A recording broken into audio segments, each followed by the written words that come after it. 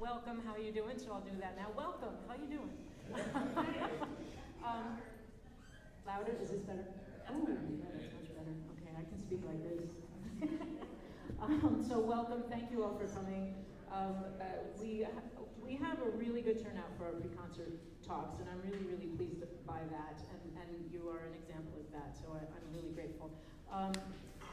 This is our, we're sort of doing a subtle celebration of 30 years in the business, minus a couple of years. Yeah, and if it's possible anyone in the room doesn't know Alan Barker, he's the reason this organization survived. So yay, Alan, thank you.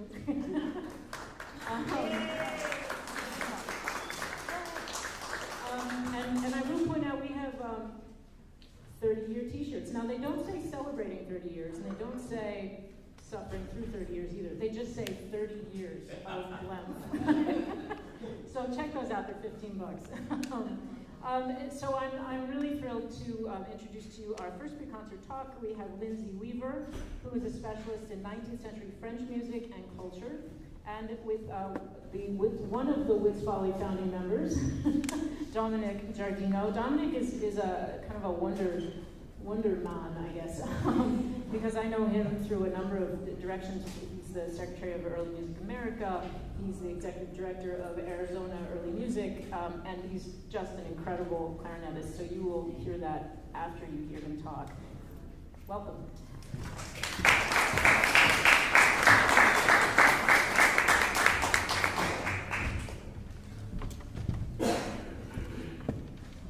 Hello. Thank you so much for joining us.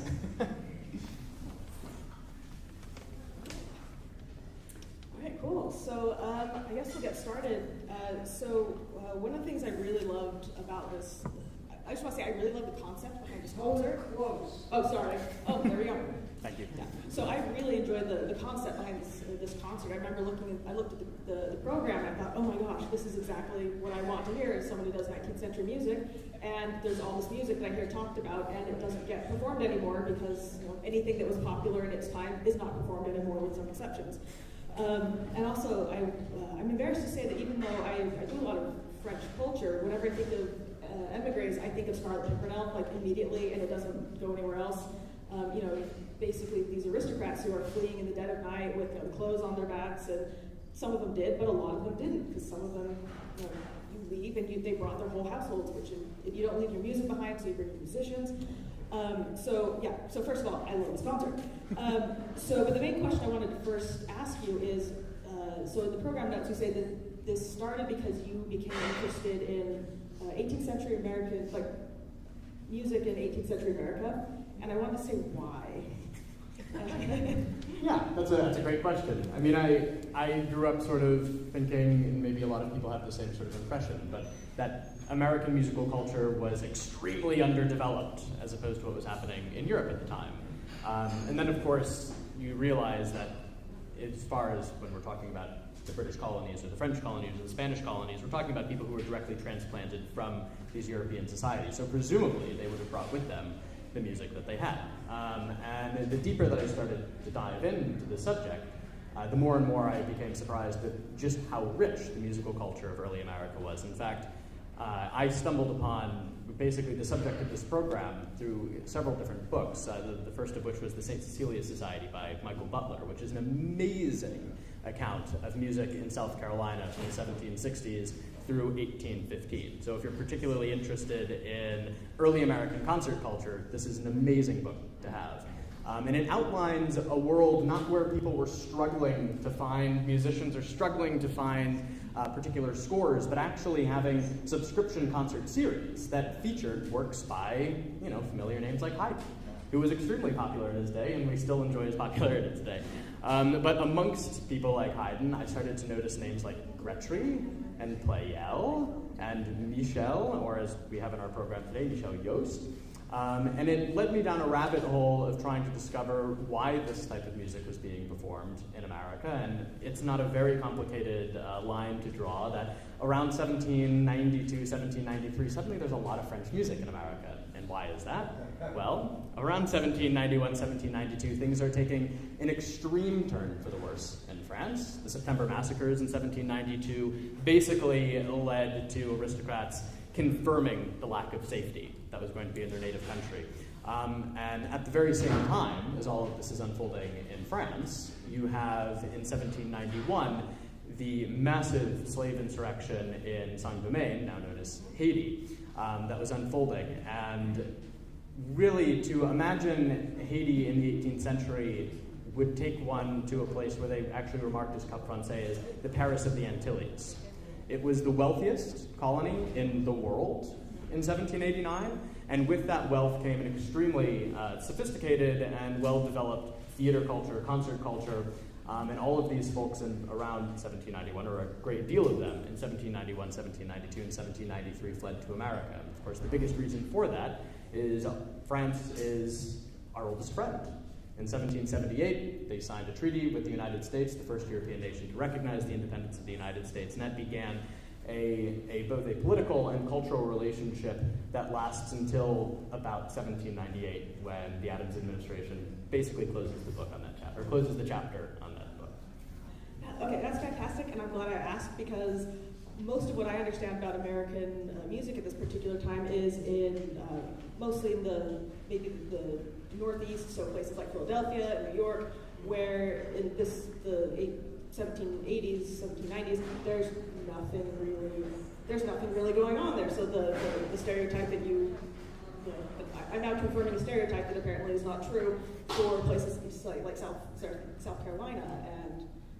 Or do you have more to say about that? Yeah, well, it's interesting because we do believe, there's this idea that there wasn't maybe music in places like Philadelphia or Boston, but one of the earliest places you could hear a clarinet in America was in a place like Bethlehem, Pennsylvania, where you had major Moravian communities who were bringing this wind music to America.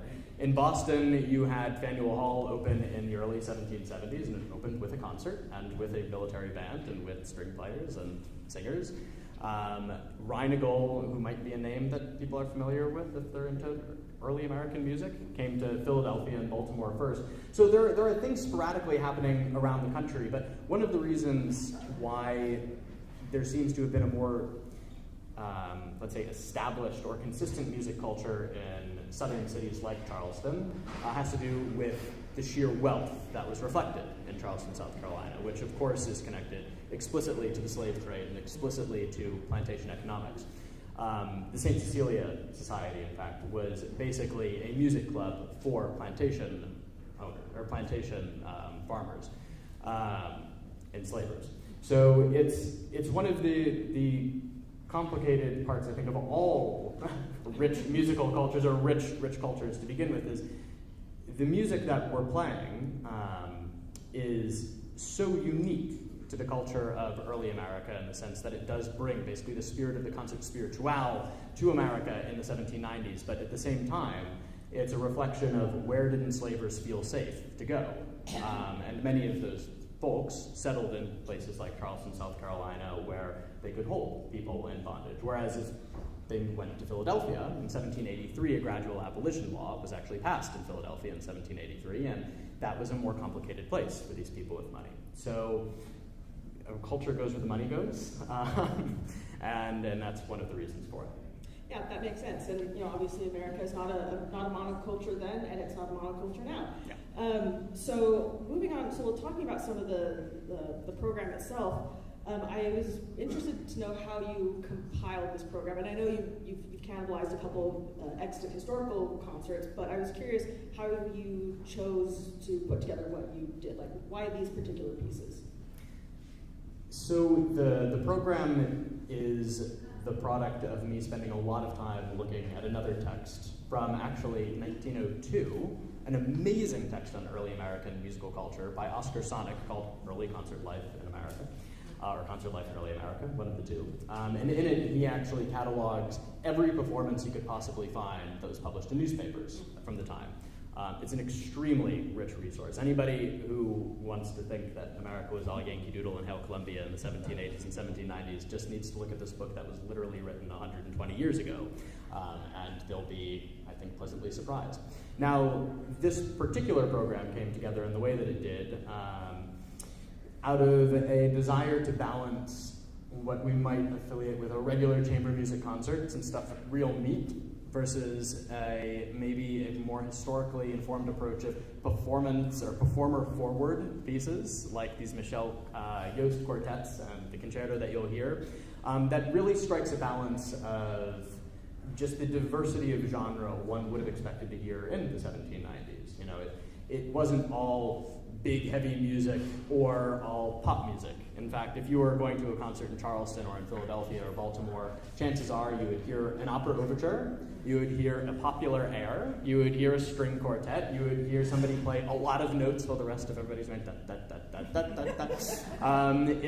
It's, I think, in many ways, a much more it's an exciting approach to a concert, and it helps us, I think, really tear down the walls between what serious classical music is and what people found entertaining. I mean, it's all meant to be entertaining, so having it all together is I think, a really healthy way of portraying that. Yeah, and I love the idea of putting together these, replicating these extant concerts, especially because it really does give you a sense of what was being played at the time, what people were actually hearing, and as I was talking to you before, I was looking at the dates, I was looking at how everything you've compiled, and this really is what the Ancien regime sounded like, just right before, like this is what it sounded like right before the revolution, like this is just, this is how the world sounded before it stopped making sense to types of people who were patronizing this type of music and having it performed. So in that sense, it kind of helps us maybe hear with historical ears a little bit as much as we can, because we can't, but it just gives you a chance. And I found the thing I found really interesting looking at the sample set list that you included in the program notes is that's exactly the type of thing that you would hear in Paris at the exact same time. You have these variety concerts, and you've got, you have these professional musicians who are performing, and then you have maybe an amateur who shows up and, plays a little bit, sings a song, and then you go back to the professional musicians. They really are just taking music that they were hearing back home, and they're taking it with them.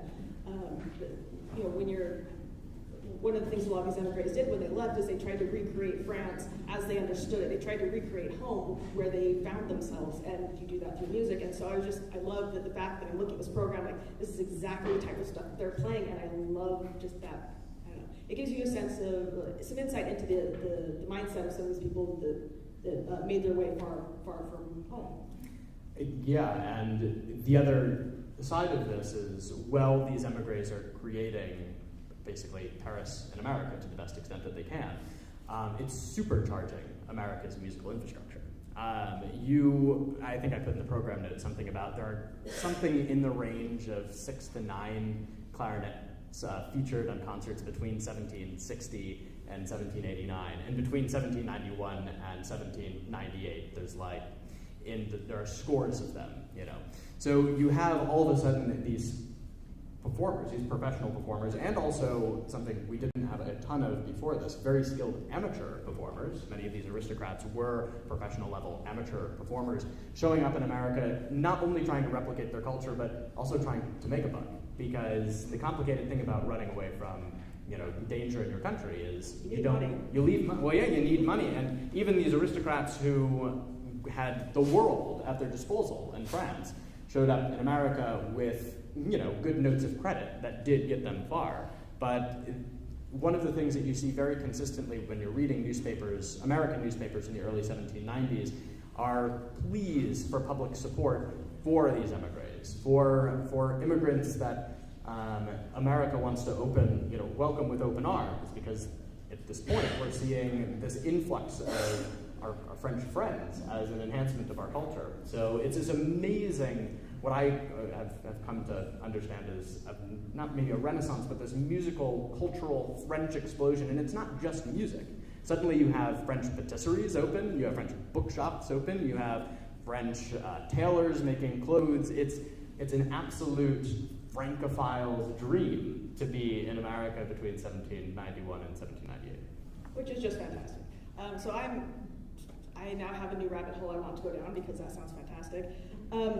One thing I wanted to ask you is, so were there any like runner-up pieces that you wish you could have included on this concert? Like obviously you have limitations on, these are the performing forces we have, so you're kind of limited. But if you had the sky's the limit, you have all the personnel you ever wanted, what would be one piece that you wish you could have included on this concert? What, do the whole opera? The whole opera. Yeah, I mean one of the things that actually really got me engaged in this subject matter was kind of the smack in the face that in Charleston in 1795, you could hear French opera, whole French operas, with a whole orchestra, with skilled singers who were coming from primarily Saint-Domingue, Haiti at this time. And in fact, French opera was so tremendously popular in Charleston, specifically during this period, that it actually bankrupts the English opera. So it's a real show of the national support, a national affinity for French music, and that would be, if you were to ask me what my dream would be with this project, it would be to have programs like that don't tell the story from the perspective of Versailles or Paris, but tell this story, and tell the story of the musicians who are populating this orchestra.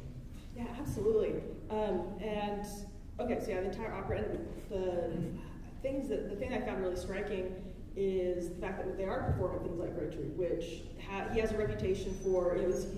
He's an opera comique, or composer. That's what he eventually starts composing, and that's something that we tend to associate more with not the ancien regime, which is not necessarily. It's a misconception that we have now. The aristocracy and monarchy, they are supporting this art form. And so it's fun to see that, look, that these individuals who do support the ancien regime, they are playing Grétry. Like look, I see it. Yeah, it's comic opera, and this is a whole other free concert talk. Comic opera in Paris in the 1780s is hugely popular. Paris is absolutely flooded by Italian composers and composers who were previously working in Austria, like Salieri and like Gluck, who were basically following the influence of Marie Antoinette and the patronage of Marie Antoinette. Some of those composers do end up making it through the revolutionary threshold. Grétry is one of them. Yeah, in fact, Grétry is one of the first directors of the Paris Conservatoire. So, there are people who are able to play both sides very successfully. Gossec is another one. Gossec is a composer who would have fit very naturally onto this program. But we only have so many people and we only have so much time. So. Exactly, yeah. So one question I had, so I love stories. I like history, and I love that history is made of stories. Were there any interesting maybe stories or facts or events that you came across during your research that you found interesting that maybe helped color how you were looking at this, looking at some of these concerts? Like any slice of life types of things? Yeah, I think one of the more interesting things that is just a general insight into particularly how some of these musicians started to behave and see themselves in America comes from a clarinetist and he was also a violinist, Henri Capron, who came actually to America before the period that we're talking about, but he was very active with the emigre community throughout the 1790s. And one of the things that you see from this individual in particular are letters petitioning people like George Washington for patronage, right?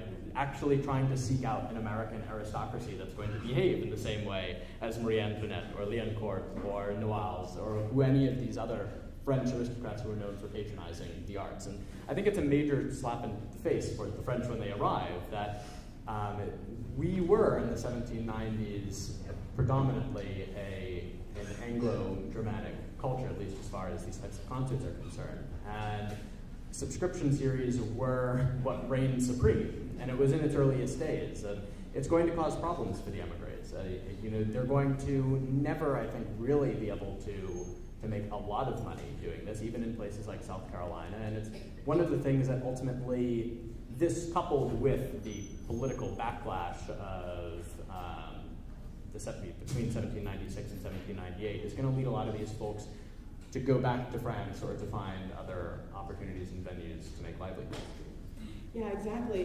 Because I was thinking of what was happening in Paris at the exact same time, or at least right before the revolution hits, is you do have these multiple subscription series, and you also have just series that are patronized, and so you have all these different concert series that you can attend, and they're all varying degrees of exclusivity. Like some it's invitation only, and others, if you've got the money, you can go. And then you go from that environment to the United States, where there's maybe some subscription series down south, but maybe the music works very differently in America at that particular time. So yeah, it's definitely a slap in the face. That's the impression I got from the comparisons that I was able to make. And yeah, you have these the one emigre I know reasonably well is Talleyrand, and he's there for like a couple of years, and he doesn't really, he's resentfully here, doesn't really associate with very many people, and mostly because he's a little bit disappointed by have these expectations of, oh, this is the United States, this is where this kind of inspired the revolution, and he's okay with the revolution to a certain extent, and then he shows up and deeply disappointed by so much that he sees. I'm sure he's not the only one, but I think he's probably the loudest one. He's definitely one of the loudest ones.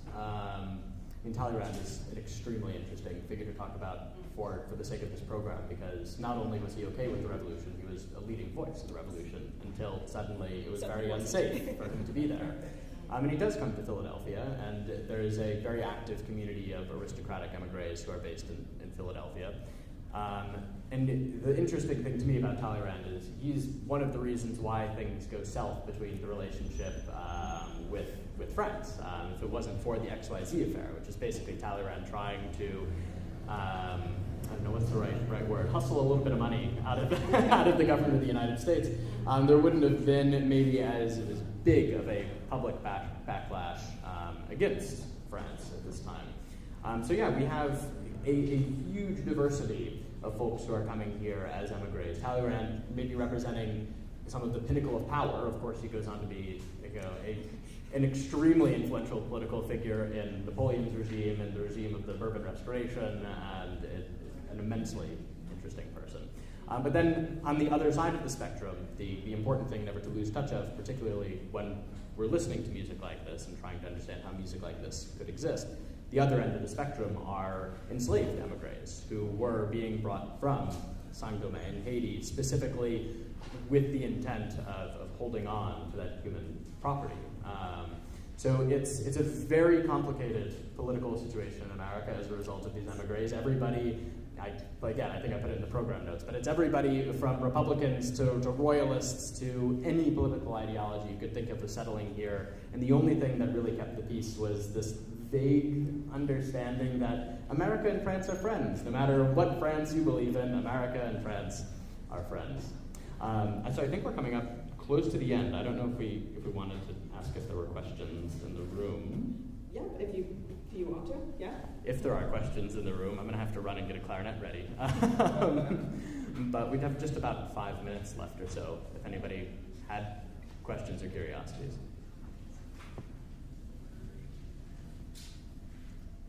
Yes.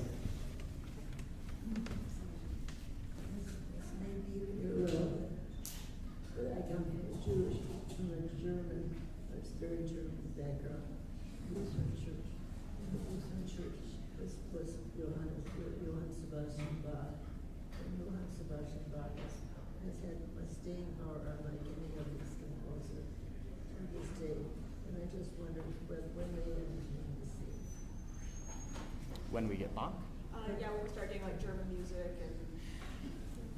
That's a great question. I mean, the question was, more or less, when does Johann Sebastian Bach start to be heard in America, if I'm understanding correctly?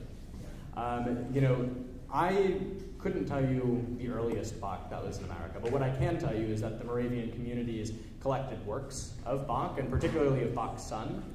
It's hard to believe, and it's probably not a surprise to many people who are in the audience today, but people like C.P.E. Bach, his son, were infinitely more popular during this period than Johann Sebastian was. So I don't have a great answer for you with Johann Sebastian, but I can tell you that C.P.E. Bach was being regularly heard in America in the late 18th century, that Johann Christian Bach was being heard with some regularity in the late 18th century here, and that has to do basically with the popularity of their own time. It's really not, from the best of my understanding, and as a clarinet player, you're really going to have to forgive me because Bach is well outside of my comfort zone. But it's really my understanding that in America, we don't really get an influx of Johann Sebastian until the mid-19th century. Yeah. You know, the earliest B minor mass, I believe, was performed in 1898, again in Bethlehem, Pennsylvania, in America. So it's the Moravian community that has a huge connection with this particular Germanic music. And the Germans go on to basically be the foundation of American musical culture through the 19th century. Both the Handel and Haydn Society and the New York Philharmonic all employ many German musicians throughout the first several decades of the 19th century.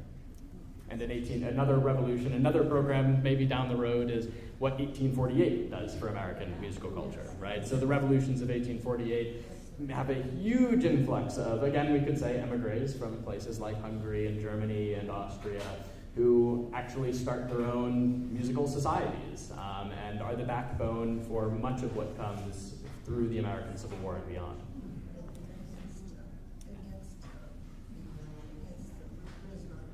Yeah.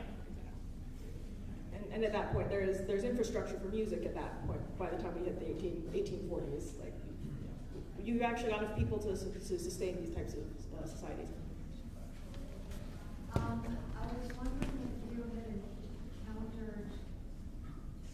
I was wondering if you had encountered Charles Theodore Pachelbel. Absolutely. So Pachelbel is the son of Pachelbel, the famous Pachelbel. And in fact, he's someone who is sort of near and dear to my heart. For those of you who don't know, Charles Theodore Pachelbel was the organist actually in Charleston, South Carolina in the mid-18th century. And was even a teacher. He was an active teacher in America, and he was in Boston before Charleston. And one of the reasons I'm particularly interested in him is I live in Williamsburg, Virginia. And in Williamsburg, we had really the only professional musician to live there consistently in the 18th century was a man named Peter Pelham, who was a student of Pachelbel's. And it's sort of this continuation, this lineage that goes back to the Pachelbel we all know from Canon and D, but it just goes to show you the world really wasn't as big as we may have thought it was in the 18th century. We're still talking about global societies that are really quite interconnected with what's going on in Europe and beyond, and he's an excellent example of that. So I think we're going to have to close up here and get ready for our performance. But I just wanted to say thank you so much, Lindsay, and thank you to everyone for joining us. We're really looking forward to bringing this program to you, and we hope you enjoy.